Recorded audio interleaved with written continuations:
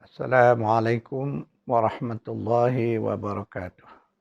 A'udzu billahi minasy syaithanir rajim. Bismillahirrahmanirrahim. Innal hamdalillah nahmaduhu wa nasta'inu wa nastaghfiruh. Wa na'udzu billahi min syururi anfusina wa min sayyiati a'malina. Man yahdihillahu fala mudilla lahu wa man yudlilhu fala hadiya lahu.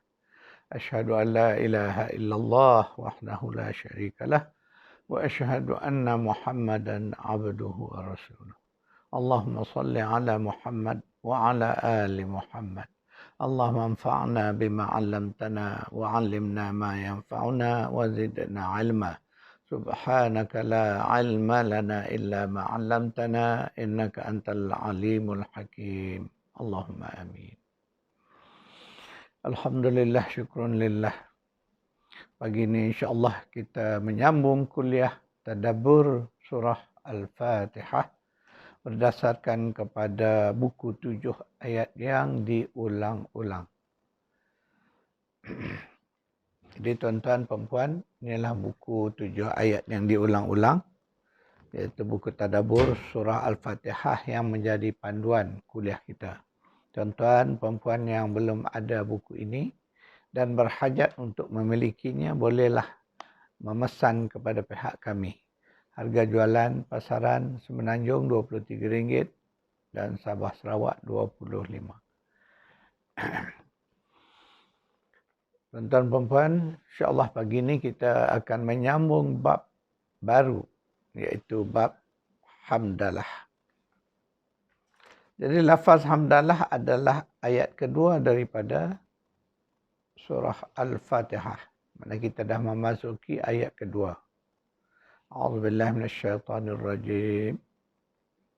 Bismillahirrahmanirrahim. Alhamdulillahi rabbil alamin. Segala pujian kesyukuran itu bagi Allah Rabb kepada seluruh alam. Ini dah lafaz hamdalah. Ataupun disebut juga dengan lafaz alhamdulillah.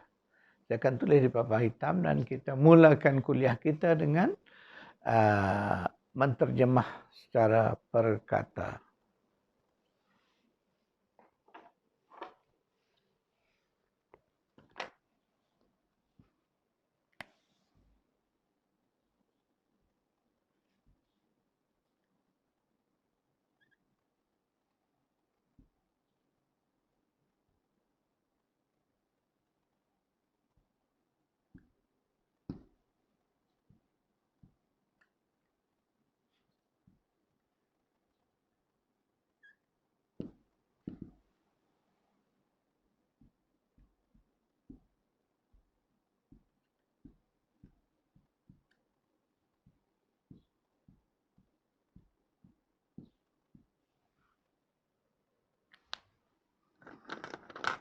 Kita akan menterjemah secara perkata.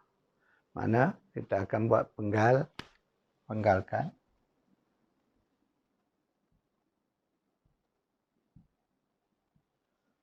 Jadi setiap penggal itu membezakan satu-satu perkataan. Kita bermula dengan alhamdu.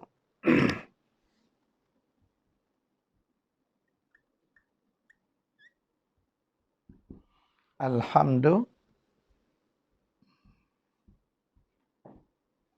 Alhamdu adalah lafaz. Alhamdu adalah lafaz isim. Kenapa dikata isim? Kerana tandanya seperti yang kita belajar dulu, adanya alif lam di awal kalimah. Ini membuktikan bahawa kalimah ini kalimah isim. Adanya alif lam di awal kalimah bermakna kalimah itu adalah kalimah isim dan jenis isimnya ialah isim ma'rifah. Nama khas. Isim ma'rifah atau nama khas. Ingat balik pada kuliah yang lalu, Isim itu kita kenal melalui tanda dan salah satu tanda isim itu ialah adanya alif lam di hadapan kalimah dan tanda itu membuktikan bahawa ia adalah isim ma'rifah. Jadi isim hamdu ini berdatangnya daripada lafaz kata akarnya ha mim dal. Hamida yahmadu. Memuji, perbuatan memuji. Jadi perbuatan ketika mana dia menjadi nama, maka daripada perbuatan memuji, dia akan menjadi puji-pujian. Itulah maksud. Jadi maknanya adalah puji-pujian. Jadi puji-pujian kepada siapa? Puji-pujian.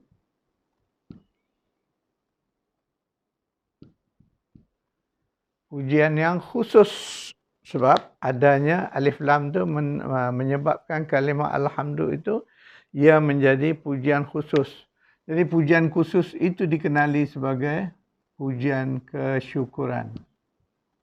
Mana kita memuji dengan bersyukur kepada Allah. Itu dipanggil pujian kesyukuran.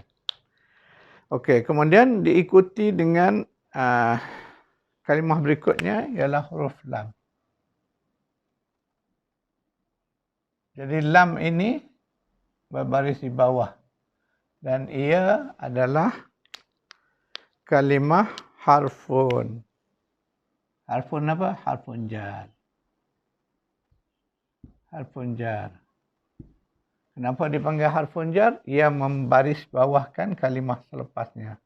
Iaitu kalimah Allahi. Alhamdulillahi. Itu yang dipanggil harfun jar. Okay. Kemudian kalimah berikutnya ialah Allah. Kalimah Allah. Yang ini kalimah Allahu. Asalnya kalimah Allahu. Tapi dia baris di bawah kerana adanya huruf jar. Maka dia jadi Alhamdulillahi. Tapi kalimah asalnya ialah kalimah Allah. Ia adalah isim. Isim apa? Kerana ada alif lam, ialah isim ma'rifah. Kemudian isim ma'rifah ini disebut sebagai lafzul jalalah. Kerana nama ini khas atas kemuliaan Allah. Ada alif lam di hadapan asal kalimah ini. Jadi kalimah itu ialah isim ma'rifah lafzul jalalah. Seterusnya kalimah Rabb.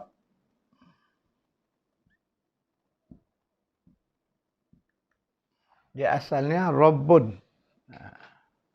Kalimah Rabbun. Kalimah ini adalah kalimah, lihat pada tandanya. Tandanya di hujung ada tanwin, maka dia adalah isim. Tapi isimnya adalah isim nakirah. Isim nakirah.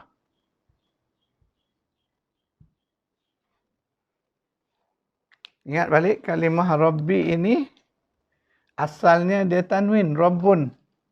Itu kalimah yang asal dia. Rabb. Jadi Rabb ni merujuk kepada Tuhan.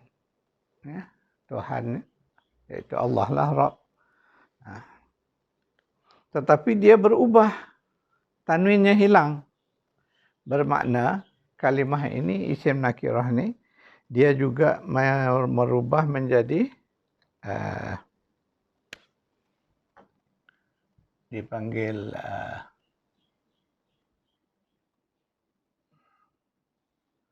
lafaz ini berubah menjadi lafaz ifadah. Maknanya dia adalah kalimah mudhaf. Jadi mudhaf itu asalnya isim nakirah tapi dia hilang tanwin. Ini yang jadi Rabbi. Dia tidak Rabbin. Jadi di situ dia isim nakirah tapi dia berubah menjadi mudhaf. Mudhaf kepada apa? Nanti dia akan bersambung mudhaf kepada kalimah sesudahnya al-alamina. Kan kita lihat pula al-alamina.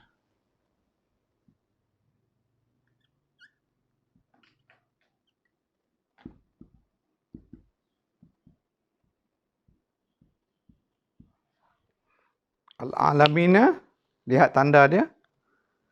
Dia merupakan isim kerana dalilnya kerana adanya alif lam di awal kalimah. Tanda itu membuktikan bahawa kalimah ini ialah kalimah isim. Kerana ada alif lam di hadapan, maka ia adalah isim ma'arifah.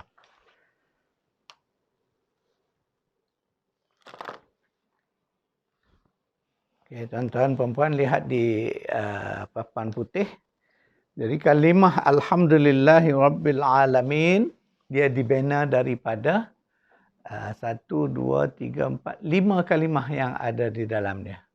Pertama, Alhamdu, satu kalimah, iaitu kalimah isim ma'rifah. Dalilnya kerana ada alif lam di awal kalimah. Isim ma'rifah adalah nama khas.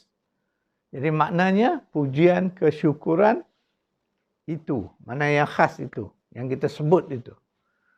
Kemudian yang kedua, lam di bawah, li. Jadi li itu adalah kalimah harfun jar dipanggil. Harf yang menjadikan kalimah sesudahnya berbaris di bawah. Itu dipanggil harfun jar. Okay. Kemudian yang ketiga ialah kalimah Allah. Itu ialah isim ma'rifah. Dalilnya ada alif lam di hadapan. Tetapi dalam ayat ni tak nampak alif lam tu kerana dia sudah bersambung dengan kalimah harf di depan dia. Tetapi asalnya ialah ada alif lam. Jadi ia adalah isim ma'rifah dan juga lafzul jalalah. Lafaz keagungan untuk Allah Subhanahu wa taala. Kalimah keempat, Rabbun. Dalam kalimah yang kita baca disebut Rabbi. Tidak ada tanwin. Tetapi asalnya kalimah itu ialah Rabbun. Dia ada tanwin. Jadi bila ada tanwin tu dia adalah isim nakirah. Jadi di dalam ayat ini dia berubah daripada tanwin, tak ada tanwin kerana dia bersifat mudhaf. Nampak? Sebab kalimat Rabbil Alamin tu adalah satu kalimah yang dipanggil kalimah idhafah, gabungan daripada mudhaf dan mudhafun ilaih. Jadi Rabbil Alamina. Kalimah yang akhir Alamina. Al-Alamina ni ialah kalimah isim kerana ada alif lam di depan.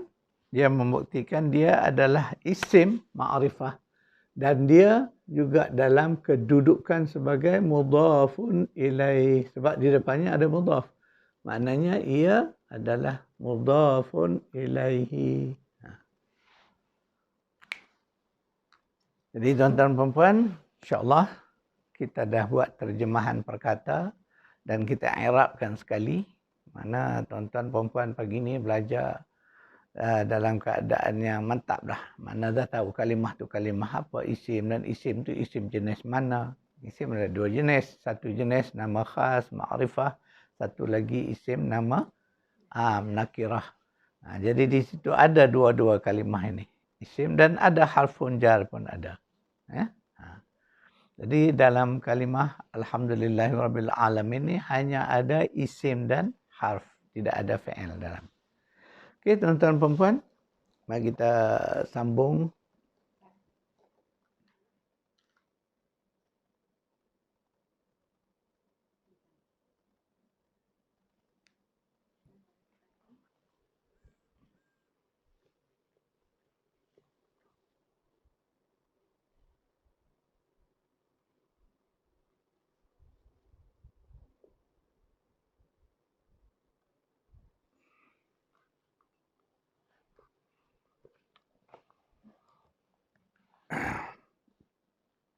Tuan-tuan perempuan, insyaAllah kita sambung penjelasan dia.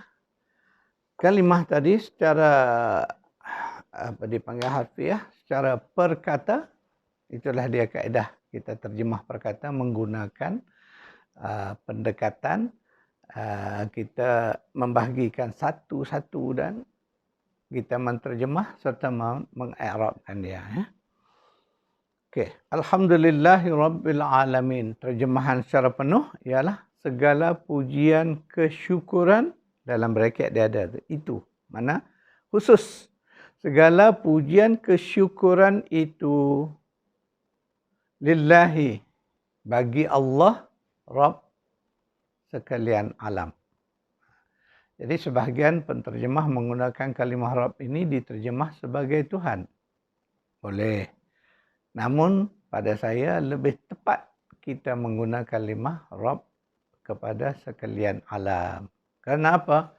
Kerana bila kita terjemah, biasa kita dibiasa kalimah Tuhan, Tuhan, kita tak dapat gambaran konsep Rabb yang sebenar. Jadi marilah kita biasakan diri menterjemah kalimah-kalimah begini, kita terus gunakan sebagai Rabb. Sebab bila disebut Rabb, dia menggambarkan ciri-ciri Rabb itu. Yang mana dalam ciri Rabb yang kita dah belajar, ada 3 ciri penting. Yang pertama, mencipta. Mana Rabb ini adalah satu zat yang mampu mencipta. Jadi kita tahu dah siapa Rabb itu. Yang kedua, dia memiliki semua ciptaannya. Dan yang ketiganya, dia memerintah, mengatur seluruh makhluknya ini. Jadi itulah 3 ciri yang menjadikan zat yang disebut sebagai Rabb. Maka dalam tauhid disebut tauhid rububiyah. Itu dia. Jadi sebab terjemahan kita kata Tuhan ni sebab tak jelas. Sebab konsep Tuhan ni berbeza. Tapi bila disebut Rabb, sebab tu Al-Quran bila disebut Rabb, dia memberi makna yang khas dan istimewa. Jadi sebab itu diganding dalam ayat ini, nanti kita tadaburkan konsep Rabb ini, barulah kita akan nampak ya dengan lebih jelas lagi. Cuma saya nak berkongsi bahawa elok kita terjemah dengan lafaz seperti yang saya sebut. Segala pujian kesyukuran itu bagi Allah, Rabb seluruh alam.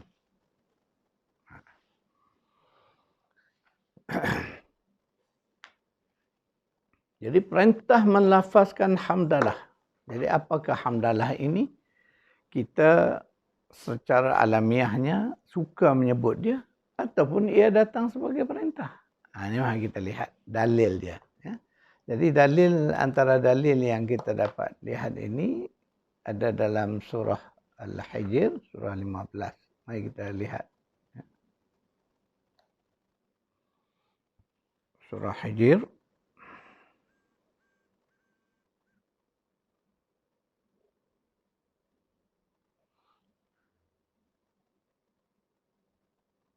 Ayat 98, 99. Iaitu ayat terakhir dari surah Hijr. A'udzubillahi minasyaitonirrajim. Fasabbih bihamdi rabbika wa kum minas sajidin. Wa'bud rabbaka hatta ya'tiyakal yaqin. Maka hendaklah kamu bertasbih dengan memuji Rabb kamu.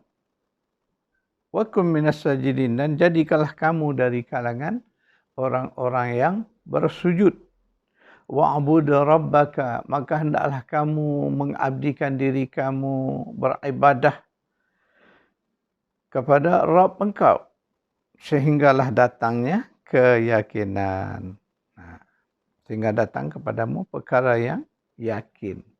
Dan sebagai ulama menyebut bahawa datang keyakinan ini makna sehingga datang maut. Begitu. Okey, mari kita faham ayat ini. Ayat ini perintah fasabbih, maka hendaklah kamu bertasbih. Itu perintah Allah. Sabbih maknanya amar. Makna kita diperintah supaya bertasbih. Bertasbih dengan apa? Bihamdi. Dengan melafazkan puji-pujian kesyukuran. Kepada siapa? Rabbika. Rabb engkau. Jadi ayat ini digunakan kepada seorang engkau. Bukan kamu. Jadi kepada Rabb engkau. Jadi Rabb kita ni, Rabb engkau ni makna Allah lah. Kemudian, wakum minas sajidin, dan hendaklah kamu semua menjadi dari kalangan orang-orang yang bersujud. Nampak? Jadi ini perintah ni kita tahu kalau sujud ini adalah satu perbuatan yang terdapat di dalam solat. Jadi sebab itu di dalam solat penuh dengan lafaz-lafaz puji-pujian. Jadi kita bayang setiap hari dalam setiap rakaat solat kita akan menyebut kalimah alhamdu ini. Itu yang kita baca tadi. Sebab dia bahagian daripada surah Al-Fatihah. Ayat 2 dari surah Al-Fatihah. Itulah kalimah alhamdu. Mana kalimah ini kita akan ulang. Berapa rakaat solat, itulah banyaknya. 4 rakaat, 4 kali kita ulang. 3 rakaat, 3 kali ulang. Akhirnya sehari semalam kita mengulang tidak kurang 17 kali kalimah alhamdu. Itu nak fahamkan baik-baik. Maknanya perintah melafazkan alhamdulillah ini adalah perintah Allah. Allah perintah kita supaya sebut. Dalilnya ayat yang kita baca tadi. Fasabbih bihamdi rabbika. Dan di dalam ayat-ayat lain ada lagi. Ini satu daripadanya yang kita bawa sebagai dalil. Kemudian Allah kaitkan dengan wa'bud rabbaka. Maka hendaklah kamu, sebagian menterjemah menyembah. Tetapi menyembah ni pada saya, ia hanya sekadar ritual. Tetapi makna hakiki wa'bud tadi ialah mengabdikan diri. Itu makna yang luas, makna yang lengkap, sempurna. Mengabdi diri ini makna tidak. Kalau kita kata menyembah, kita lebih merujuk kepada solat sebagai satu ritual. Tetapi di luar solat, kita tak melakukan menyembah sebagaimana dalam solat. Jadi sebab itu ketika kita menggunakan lafaz ini dengan makna mengabdi diri, di luar solat pun kita terus mengabdi diri. Itu maknanya. Jadi maknanya lebih luas, lebih menyeluruh. Dan itu makna yang lebih tepat. Makna wa'bud ada dari kalimah abada ya'budu. Makna kita memperhambakan diri, mengabdi diri.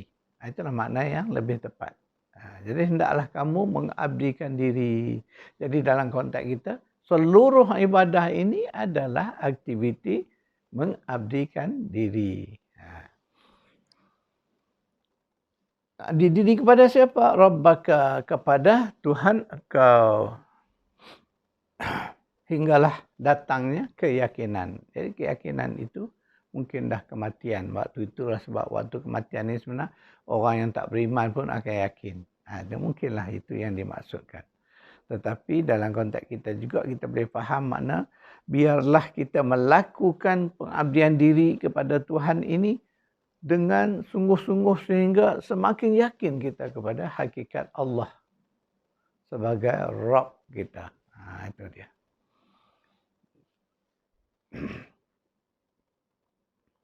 Kemudian kita baca lagi dalam,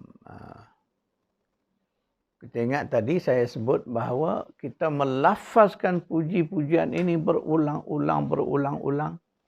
Maka di dalam Al-Quran, surah yang mengandungi lafaz hamdalah tadi, yang mengandungi lafaz alhamdu tadi, disebut sebagai 7 ayat yang diulang-ulang. Yang ini dalilnya di dalam surah yang sama. Surah 15 juga. Kita pergi kepada ayat yang di atas. Ayat 87.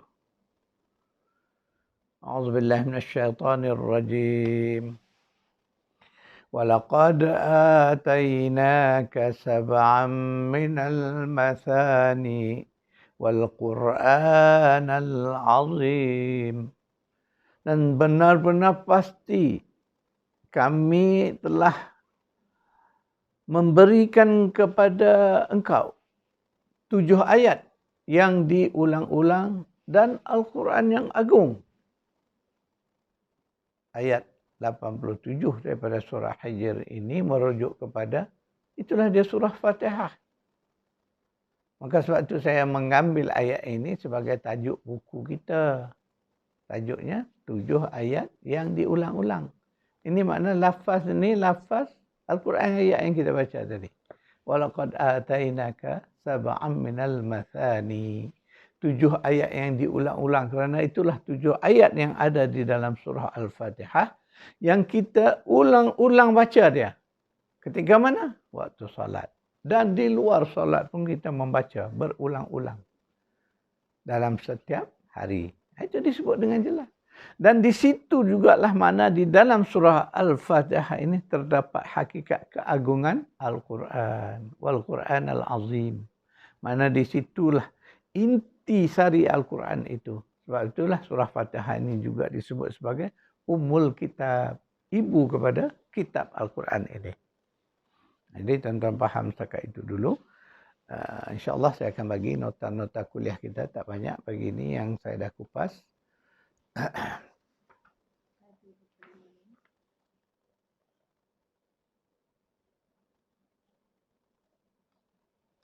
Saya akan bagi nota dia. InsyaAllah. Jadi ayat yang kita baca ni.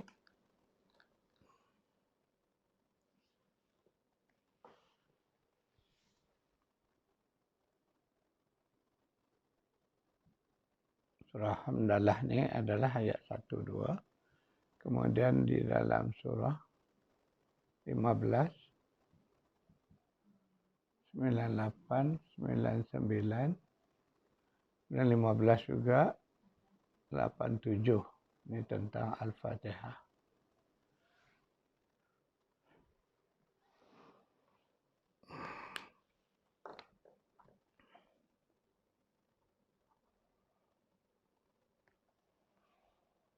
Jadi tuan-tuan perempuan, kita kena memahami ketika kita menyebut Alhamdulillah.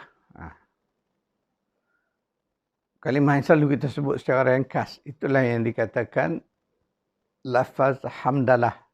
Lafaz hamdalah itu lafaznya Alhamdulillah. Jadi kita jadikan wirid. Wirid dalam selepas solat kita baca. Subhanallah walhamdulillah. Jadi lafaz Alhamdulillah itu yang dipanggil lafaz hamdalah. Ingat, Alhamdulillah ini bukan sebarang puji. Dalam hidup kita memuji ini biasa. Memuji kawan, memuji orang kita sayang, memuji bos kita. Tetapi pujian-pujian itu ada sebab-sebabnya. Ada waktu pujian kita itu kita nyata dengan ikhlas. Kita memuji dengan ikhlas. Ada keadaannya kita memuji terpaksa. Sebab contoh, ada bos yang memang dia nak kena dipuji. Dia suka kita puji dia. Kalau tak puji dia, dia dah tarik muka masak. Maka kita memujinya kerana terpaksa. Dan ada orang yang memuji orang tu dengan niat-niat tertentu untuk mendapatkan apa yang dia hajati. Lihat sini. Tetapi kita dengan Allah, ingat, pujian kita ini satu pujian yang khusus. Sebab itulah di lafaz tu dia, pujian itu atas nama khas. Alhamdulillah. Makna pujian itu adalah pujian kesyukuran kita. Mana kerana kita berterima kasih kepada Allah, kita puji dia. Itu berbezanya. Mana kita memuji dia kerana, dan yang pertama sekali kerana dia adalah zat yang berhak dipuji. Ingat tu. Mana Allah itu berhak dipuji. Kerana apa? Kerana dia Rabb kita. Sebab itu di kalimah akhirnya, kita memuji Allah kerana Allah tu Rabb. Dia yang mencipta kita. Allah itulah yang memiliki kita. Allah itulah yang mengatur seluruh hidup kita. Membolehkan kita bercakap. Membolehkan kita bergerak. Mengatur hidup kita, berapa usia kita ditetapkan di dalam ajal yang berada di kitabnya. Yang dah ditakdirkan. Semua itu adalah sifat-sifat Rabb Allah yang memerintah, mengatur seluruh hidup ini. Maka dialah zat yang layak mendapat pujian kesyukuran. Jadi ingat terjemahannya ialah Alhamdulillah itu segala pujian kesyukuran itu. Maksudnya. Yang istimewa itu. Itu maksud dia tadi. Yang khas itu. Lillah. Bagi Allah. Rabb kepada seluruh alam ini. Jadi kalimah Rabb tadi disebut juga di dalam, saya sebut dalam waktu terjemahan tadi, ia adalah kalimah idhafah. Bila dia bergabung Rabb dengan al-alamin itu, ia dah menjadi kalimah idhafah. Di mana ada mudhaf. Mudhaf di depan, iaitulah Rabb tadi mudhaf. Kemudian al-alamina adalah kalimah mudhafun ilaih. Ingat balik tuan-tuan dan puan, mudhaf ni makna kalimah yang bersandar. Jadi Rabb ini kalimah yang bersandar. Bersandar kepada kalimah apa? Al-alamina. Maka al-alamina itu adalah mudhafun ilaih. Kalimah yang mana disandarkan kepadanya. Itu maksud mudhafun ilaih. Mudah. Jadi tuan-tuan nak faham mudhafun ilaih ni sederhana aja. Daripada ayat yang kita baca hari ni, ayat 2 Al-Fatihah ni, tuan-tuan kenal betul-betul yang dipanggil idhafah ni. Sebab di dalam Al-Quran sangat banyak kalimah-kalimah idhafah ni digunakan. Dia memberi makna yang khusus. Contoh, kalau disebut Rabb, memang dia adalah nama. Jadi Rabb ini meluas pengertian dia. Tetapi ketika mana Allah gabungkan dengan al-alamina, dia merujuk Rabb mana? Rabb seluruh alam ini. Maksud begitu. Dan ada kala Allah sebut Rabbus samawati. Rabb mana? Rabb kepada patala langit. Jadi nanti tuan-tuan ketemu kalimah-kalimah begini, kita faham ini ini kalimah idhafah. Idhafah ni makna satu kalimah nama yang digabungkan. Contoh mudah dalam bahasa kita pun ada. Bila disebut bola, bola maknanya nama am, bola. Tetapi bila disebut bola sepak, makna khusus kepada bola yang kita guna untuk permainan bola sepak. Bola jaring. Bola takraw. Maknanya dia khusus. Bola yang khusus untuk permainan takraw. Jadi begitulah keadaannya. Jadi itulah yang disebut bila kita kata bola takraw, bola sepak, itu merujuk kepada nama khas. Mana bola yang khusus. Macam itulah kalimah saya nak gambarkan makna mudhaf dan mudhafun ilaih. Sekadar itu tuan-tuan perempuan kuliah kita pagi ini. InsyaAllah kita sambung lagi besok hari. Kalau diizinkan Allah. A'udzubillahi minasyaitanirrajim. Bismillahirrahmanirrahim. Alhamdulillahi rabbil alamin. Wassalatu wassalamu ala asyrafil anbiya'i wal mursalin wa ala alihi wa sahbihi ajma'in. Allahumma arhamna bil Qur'an waj'alhu lana imaman wa nuran wa hudan wa rahmah. Allahumma zakkirna minhu ma nusina wa 'allimna minhu ma jahilna. وارزقنا تلاوته آناء الليل وأطراف النهار واجعله لنا حجة يا رب العالمين ربنا آتنا في الدنيا حسنة وفي الآخرة حسنة وقنا عذاب النار صلى الله على محمد وعلى آله وصحبه أجمعين والحمد لله رب العالمين.